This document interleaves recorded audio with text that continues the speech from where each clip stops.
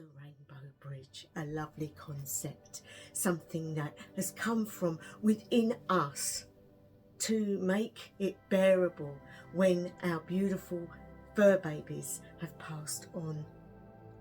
Something that gives us hope. But where does it come from? Well, in this video, I'm going to be talking about where this suggestion comes from, why, and a lovely meditation come path working that will aid us in finding solace and joy in the love of our pets. So if you're interested in this subject, please keep watching.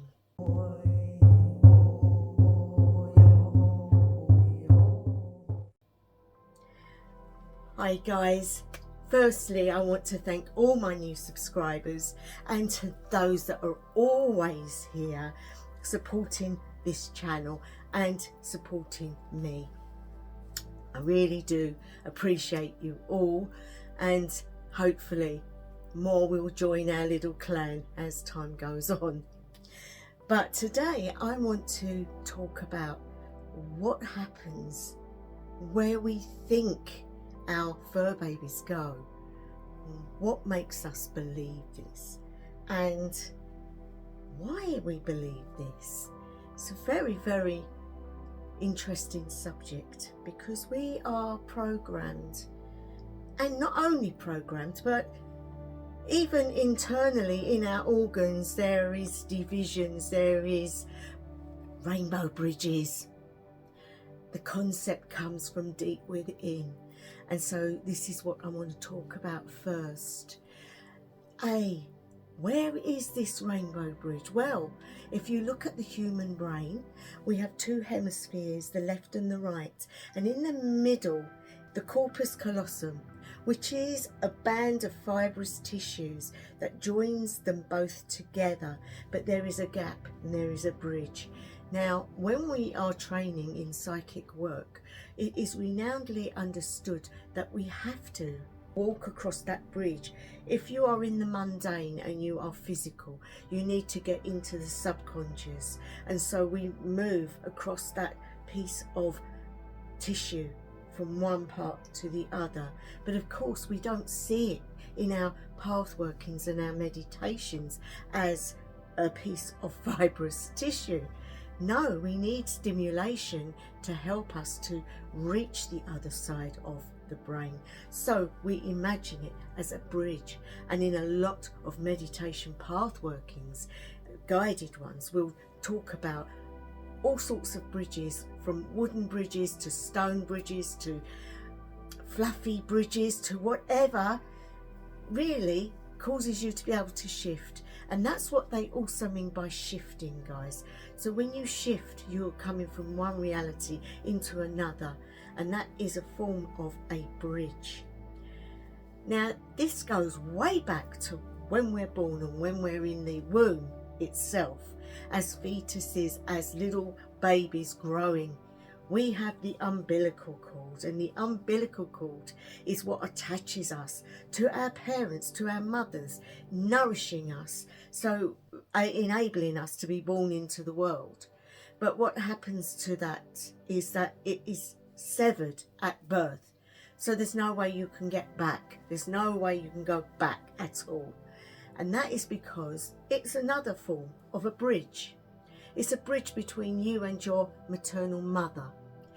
And the fact that before you're born, you're not aware of the world, you're not aware of life as such, only what you've had in the womb. And so there's a lot of spirituality there, for you may have memories of past lives beforehand, or where you've come from before being into the world. So again, that umbilical cord is severed at birth. And we find this in animals as well, especially dogs and cats and all them sort of animals. The only difference being is as they're born, normally the umbilical cord is short and it is attached more to the mother. So as they're born, it's taken off, but they still have the belly button area. Now, the belly button area is also renownedly known for the solar plexus, which is paramount in the sensitivity and the spirituality part of the chakras or the chakras. The umbilical cord is the sense of feeling and knowing, and it is the biggest one, and it is the vibrant one, and again a pathway, an opening to the spiritual world. So we can see by these accounts that we have been programmed in our minds and even in our teachings of spirituality that there is a link of the umbilical cord to spirituality. As we die, it is renownedly thought of as a silver thread coming from the umbilical into the hereafter, and that snaps as you leave the body, the physical body.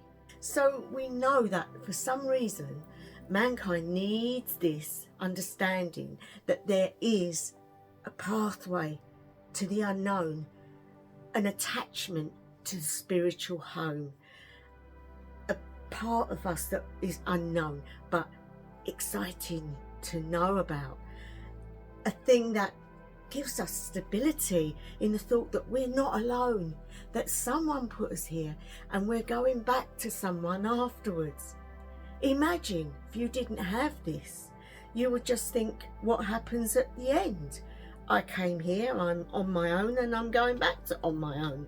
Whereas with this belief system, with this knowledge of a bridge or an umbilical cord, there is a home to go to, a place where we're loved unconditionally, where everything is okay, that after our toil on this earth plane, we can go and be the loving spiritual being that we are. What happens when our pets pass over? Well, the new concept is the rainbow bridge. The rainbow bridge, which is very similar to the rainbow bridge in the tree in Yggdrasil that takes you to Asgard. The Bifrost bridge, which is used by the gods to go to the different worlds, but it links directly to Midgard, which is us.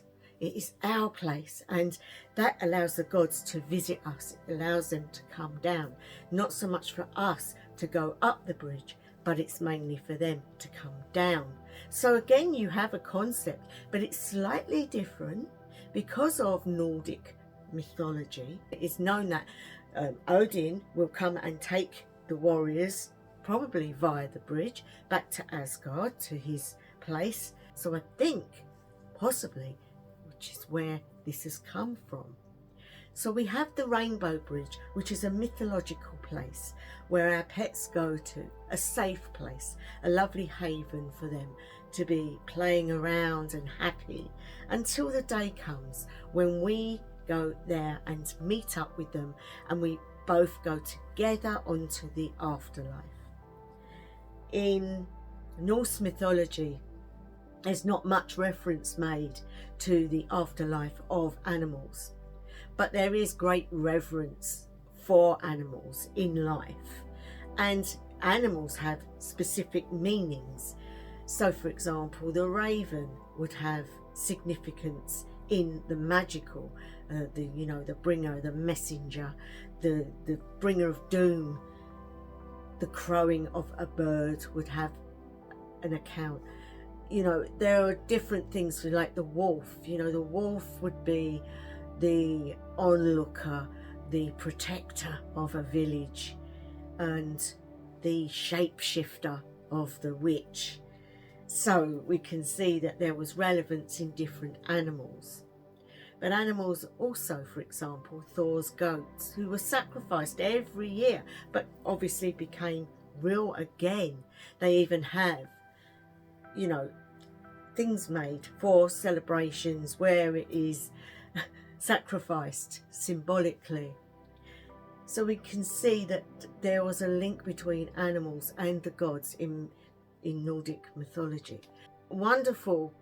Even hell and the dogs, they are part of the gods, so how much more part of us?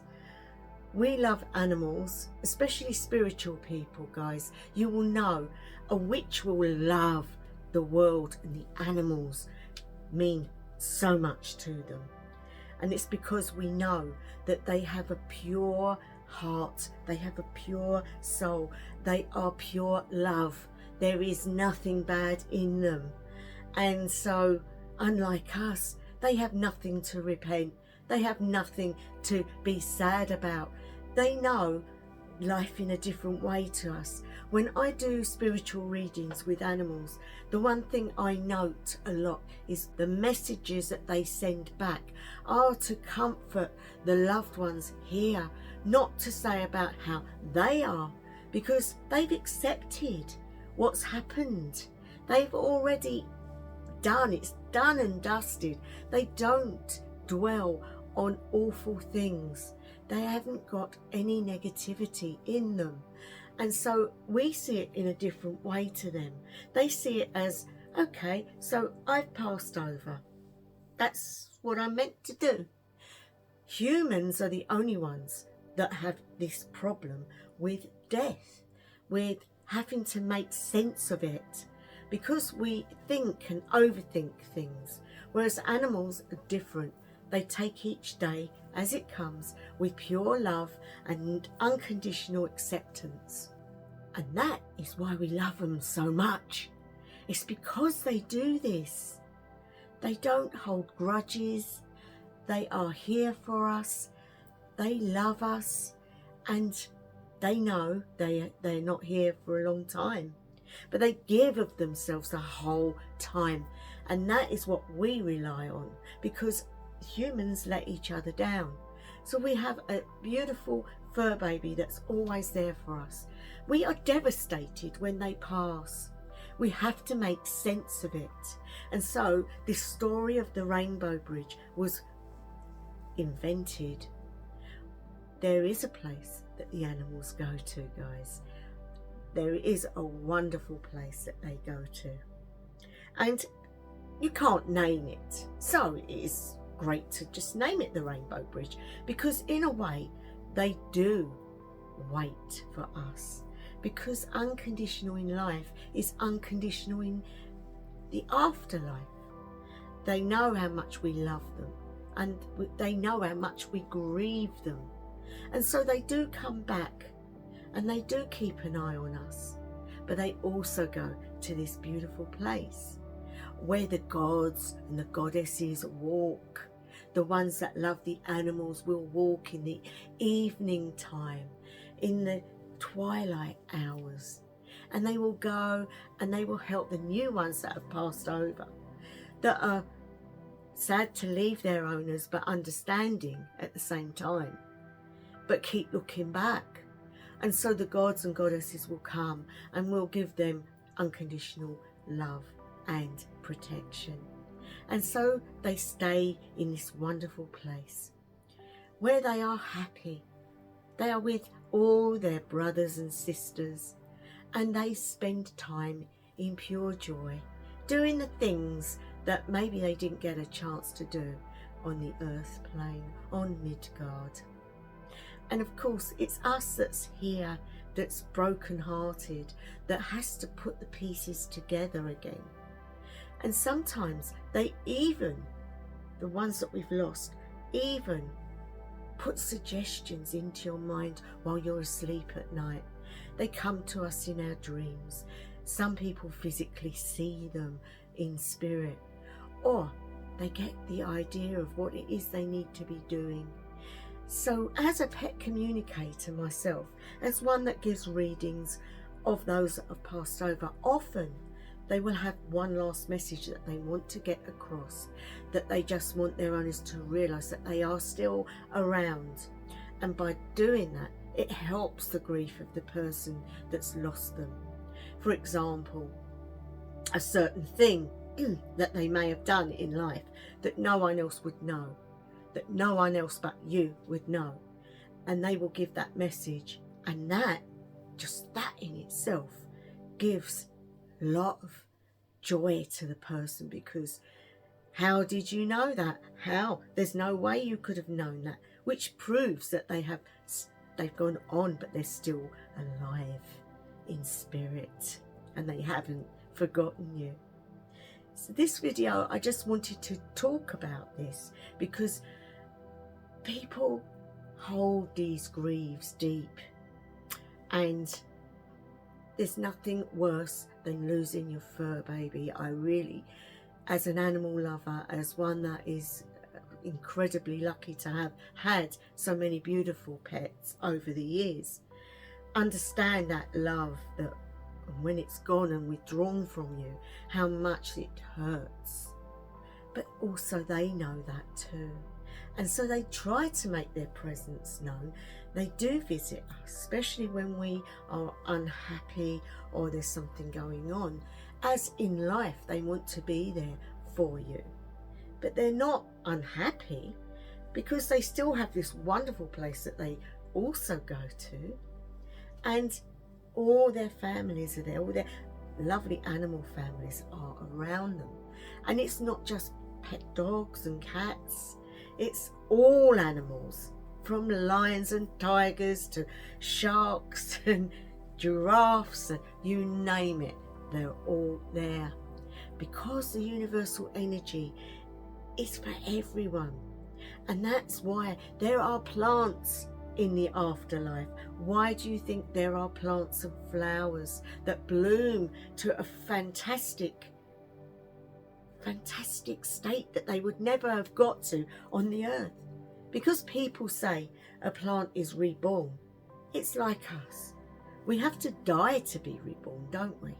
So it's the same for the plants. They die and are reborn. And they too have a life force within them.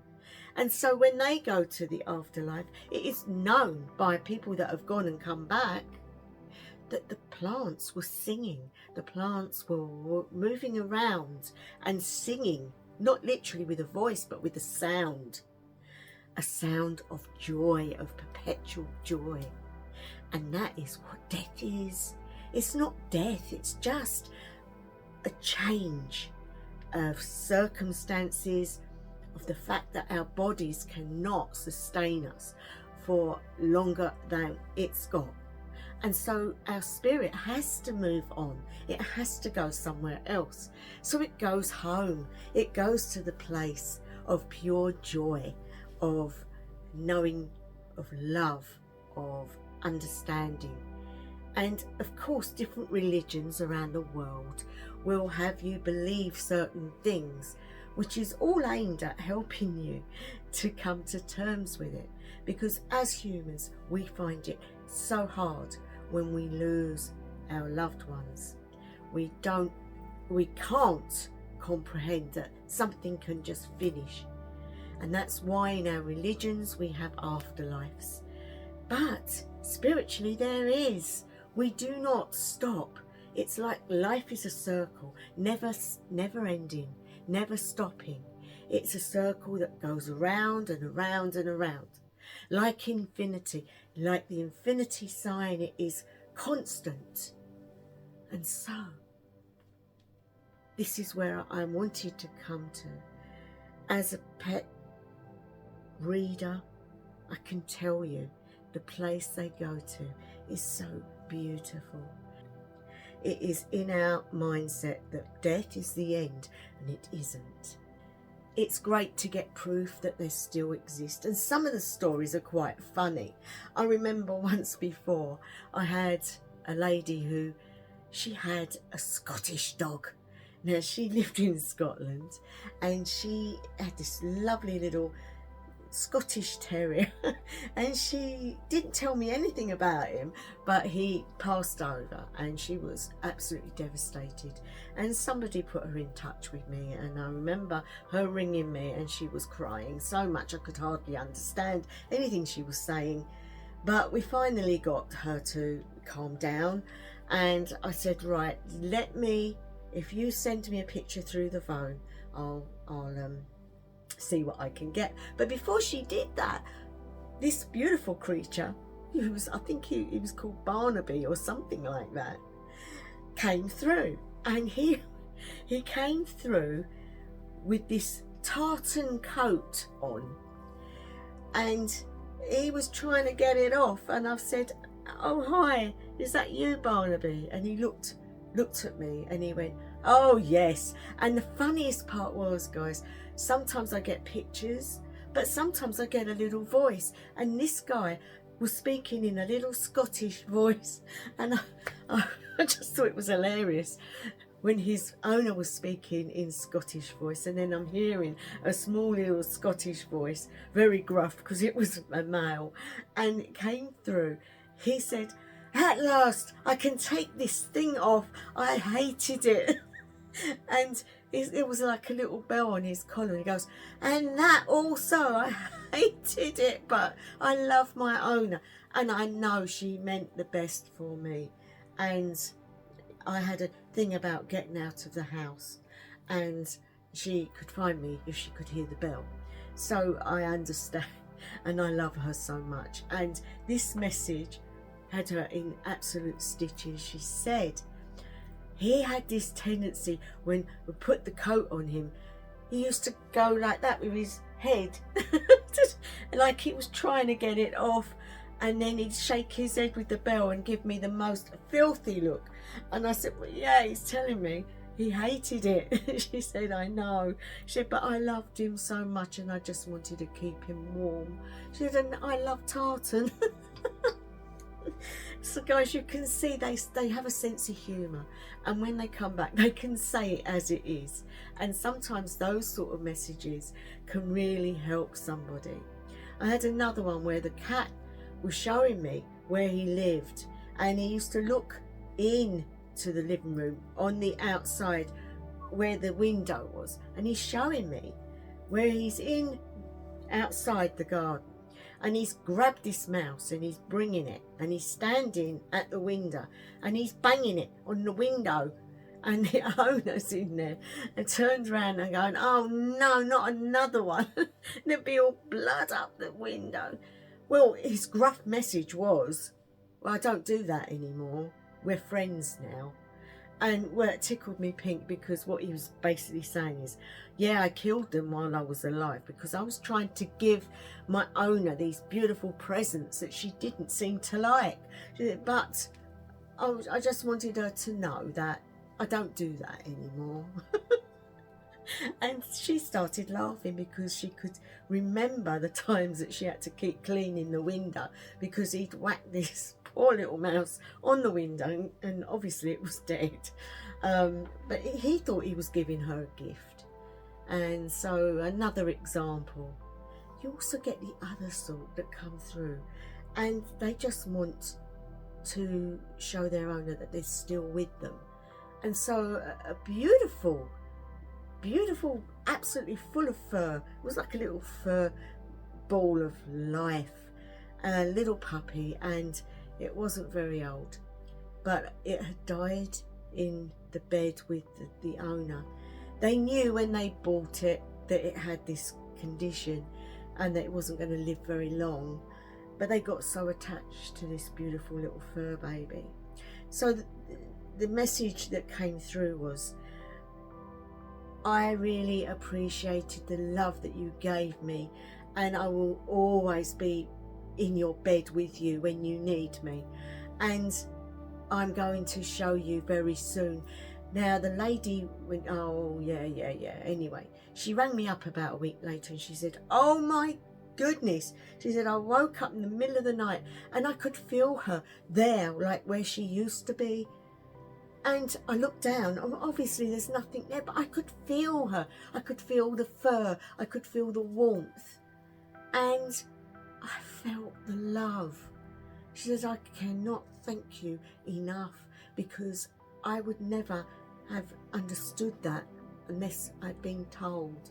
So there you go, guys. They are not gone. They are still with us. We just need to spend the time actually being quiet enough, calming down enough to know that they're there. They will do their utmost to show us they're still around, but if you can't see it, it's because you're not giving that time. People are so busy, they're so tired when they get home, that some people it's hard for them to perceive it, whereas other people will see their pets. There's times I'll be in the kitchen, I'll look out the window and there's Jack, my Saluki lurcher from years ago, standing in the garden looking at me, and I just say to him, "Hi Jack, I love you," and he goes. But another time he'll move the door of my bedroom, I'll be in bed, and that'll just open on its own, and then some nights I feel something getting on the bed, and I know it's him because he used to do that. He used to get on the bed and sleep next to me. So when you know, it's not frightening, because if people are frightened over something, then they don't understand that they've done something to frighten you. They want to comfort you, and so they need to come close to be able to do that. So there you go, guys. Now I'm going to end this video. I'm going to say to you all, thank you for watching. If you haven't subscribed, guys, and you are watching all my videos, please hit that like button and subscribe. It helps the channel to reach more people. So wherever you are, whatever time of day, night or evening it may be, I wish you the best ever. House of the Land.